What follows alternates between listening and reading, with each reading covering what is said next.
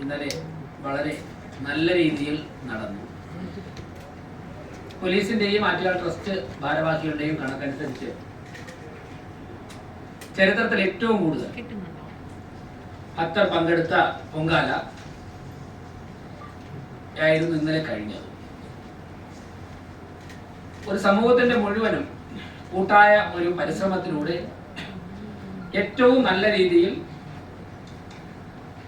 നമുക്ക് ആ പൊങ്കാല നടത്തി മുന്നോട്ട് പോകാൻ സാധിച്ചു. അതിന് മുൻപും അതിന് ശേഷമുള്ള കാര്യങ്ങളൊക്കെ തന്നെ വളരെ ഭംഗിയായിട്ട് നിർവഹിക്കുവാൻ വേണ്ടി സാധിച്ചിട്ടുണ്ട്. അതിന് സഹകരിച്ച എല്ലാവർക്കും തിരുവനന്തപുരം കോർപ്പറേഷന്റെ നന്ദി രേഖപ്പെടുത്തുകയാണ്. ഇതിൽ ഞാൻ പലപ്പോഴും പറഞ്ഞിട്ടുള്ള കാര്യം തന്നെയാണ്, ഈ ഭരണസമിതി ചുമതലയേറ്റിട്ട് 4ാമത്തെ ദിവസം തന്നെ ഇതേ ഹാളിൽ ആറ്റുകാൽ പൊങ്കാലയുടെ തയ്യാറെടുപ്പ് യോഗം നടത്തിയിരുന്നു. കോർപ്പറേഷന്റെ വിവിധ ഉദ്യോഗസ്ഥന്മാരുമായും അതോടൊപ്പം തന്നെ സംസ്ഥാന സർക്കാരിന്റെ വിവിധ ഡിപ്പാർട്ട്മെന്റുകൾ, കേന്ദ്ര ഗവൺമെന്റുമായി ബന്ധപ്പെട്ട റെയിൽവേ ഉൾപ്പെടെയുള്ള ഡിപ്പാർട്ട്മെന്റുകളുമായി ബന്ധപ്പെട്ട് യോഗം ചേർത്തിരുന്നു. അന്ന് സ്റ്റാൻഡിംഗ് കമ്മിറ്റി പോലും നിലവിൽ വന്നിരുന്നില്ല. അതിൽ തന്നെ ഞങ്ങളെടുത്ത ഒരു തീരുമാനം റോഡ് ടാറിങ്ങുമായിട്ട് ബന്ധപ്പെട്ടാണ്. ആറ്റുകാൽ ക്ഷേത്രവും ഉത്സവവുമായി ബന്ധപ്പെട്ട റോഡുകളുടെയൊക്കെ തന്നെ ടാറിങ് ഒരു കാരണവശാലും പൊങ്കാലയുമായി അടുത്ത ദിവസങ്ങളിലേക്ക് നീട്ടാൻ പാടില്ല. അപ്പോൾ ഫെബ്രുവരി 15-ന് മുമ്പ് തന്നെ ടാറിങ് പൂർത്തിയാക്കണമെന്ന് പറഞ്ഞിരുന്നു. അതിന്റെ നടപടികളൊക്കെ രേഖാമൂലമുള്ള അതിന്റെ ഡോക്യുമെന്റ്സ് ഒക്കെ തയ്യാറാക്കുന്ന നടപടികൾ ആരംഭിച്ചിരുന്നു. എന്തായാലും അതിനുശേഷം മരാമത്ത് സ്റ്റാൻഡിംഗ് കമ്മിറ്റി ചുമതലയേറ്റു. വളരെ വലിയൊരു കൂട്ടായ യത്നത്തിന്റെ ഭാഗമായിട്ട് ഇപ്പോൾ കോൺട്രാക്ടർമാരെല്ലാവരും സഹകരിച്ചു.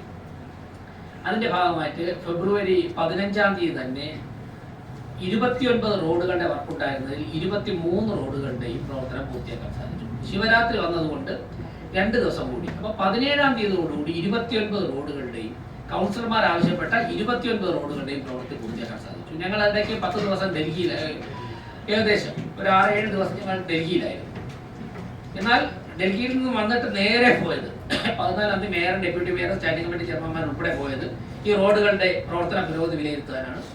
തൃപ്തികരമായ നിലയിലായിരുന്നു അന്ന് റോഡുകളുടെ നിർമ്മാണം നടന്നത്. ഫെബ്രുവരി 17-ാം തീയതി കൊണ്ട് തന്നെ എല്ലാ റോഡുകളുടെയും പണി പൂർത്തിയായതോടുകൂടി ജനങ്ങൾക്ക് പൊങ്കാലയുമായി അടുത്തുള്ള ദിവസങ്ങളിൽ ഉണ്ടാകുന്ന ബുദ്ധിമുട്ട് ഒഴിവാക്കാൻ സാധിച്ചു.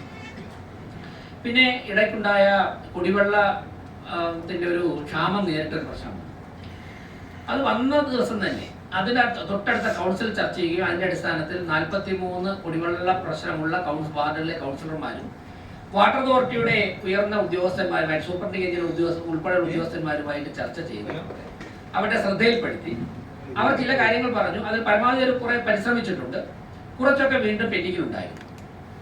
അതിന്റെ അടിസ്ഥാനത്തിൽ കഴിഞ്ഞ ദിവസങ്ങളിൽ സർവകക്ഷി യോഗം ചേർന്ന സർവകക്ഷി യോഗമാണ് തീരുമാനമെടുത്തത് ഒരു വാർഡിൽ ഒരു ടാങ്കർ വെച്ച് കൊടുക്കണം. അങ്ങനെ ഞങ്ങൾ 52 വാർഡുകളിൽ ഓരോ ടാങ്കർ വെച്ച് കൊടുത്തു. അത് നിങ്ങളോട് പറഞ്ഞ കാര്യമാണ്, എല്ലാവർക്കും അറിയാവുന്ന കാര്യമാണ്. കൊടുത്തു.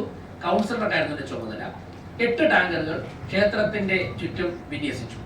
അതോടുകൂടി ആ പ്രശ്നത്തിന് കോർപ്പറേഷന് ചെയ്യാൻ കഴിയുന്ന കാര്യങ്ങളൊക്കെ ചെയ്ത് അതിനും ഒരു പരിധി വരെ പരിഹരിക്കാൻ സാധിച്ചു. പൊങ്കാല ആയപ്പോഴേക്കും പ്രധാനപ്പെട്ട എല്ലാ സ്ഥലങ്ങളിലും വലിയ ടാങ്കുകൾ, താൽക്കാലിക ടാങ്കുകൾ സ്ഥാപിച്ചുകൊണ്ട് 1000-കണക്കിന് ലിറ്റർ വെള്ളം അതിൽ ശേഖരിച്ചു വെച്ചു.